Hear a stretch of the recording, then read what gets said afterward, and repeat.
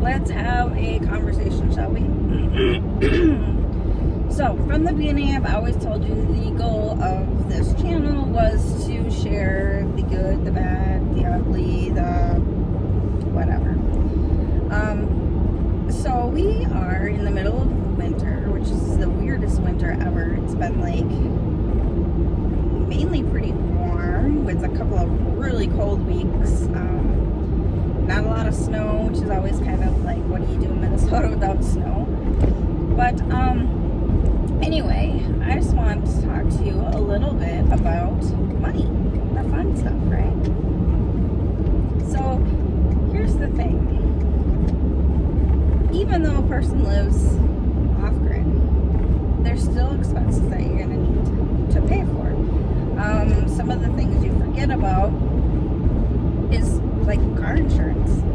You got to pay for car insurance, so that adds up. There's gas for your vehicle, that adds up. You're still going to need food. Granted, there are some people that can completely live off-grid and have their own homestead with food and things like that, but you know, we're not there, nor do I think we intend to be there. I don't think we're going to go that route, but so we still got our expenses. There's of course pets. We got to take care of the pets, so they need food, vet bills, things like that. There's medical expenses of the family.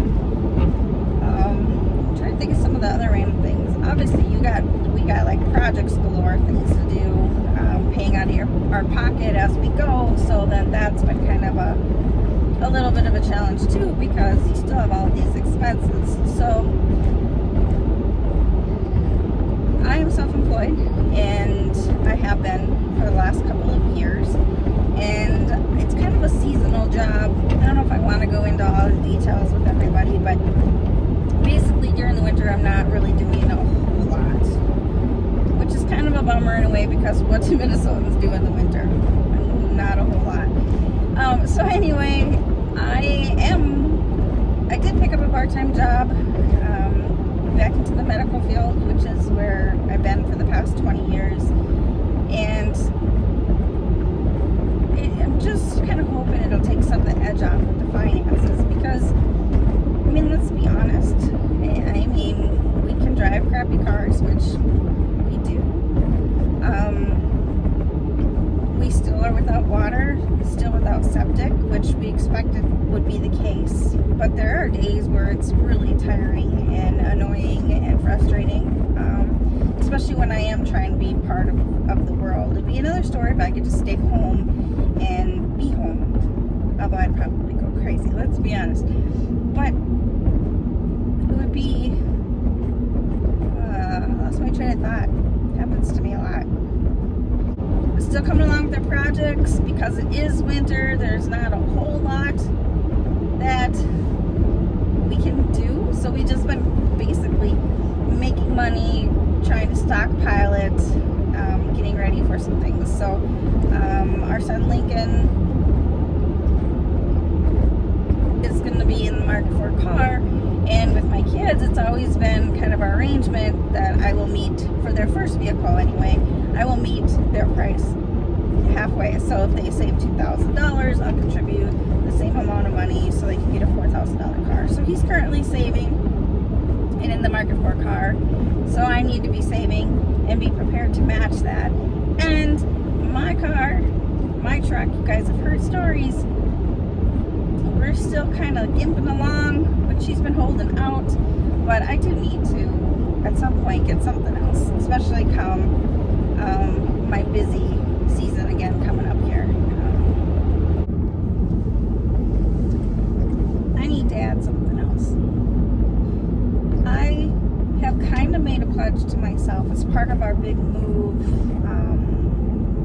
to this lifestyle, and that is I don't ever want to be stuck in a job again or relying solely on a job. I think a lot of us have learned that, like I hate to say with the big COVID thing, but it just really kind of changed a lot of things and just kind of made me finalize my thoughts, because I had already been having them, and Freddie and I had already been paying off debt and stuff, preparing to make this move prior to COVID. But then COVID was just kind of like the icing on the cake, because God got laid off and whatnot, and it's like, you know, I get it. If employment, if your job, I don't know what to call it, if they obviously are hurting, they have no choice but to lay people off or to let people go in big events, big situations, and that's totally understandable. But I don't ever want to be in a situation where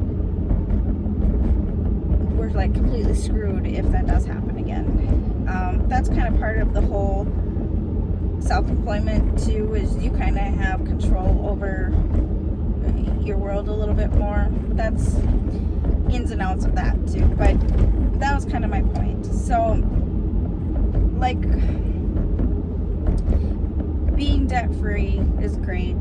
Granted, there's like a couple little things out there, but it's like, yeah, I could get a car loan, or we could maybe take out a mortgage or something off of, you know, what our existing home that we've built so far. But it's like, the point is, we don't want to put ourselves back in the same situation. We don't want to have payments on things, and then if I am unhappy at a part-time job, or my self-employment isn't working out anymore, then I would have that option to be able to leave if I should want to.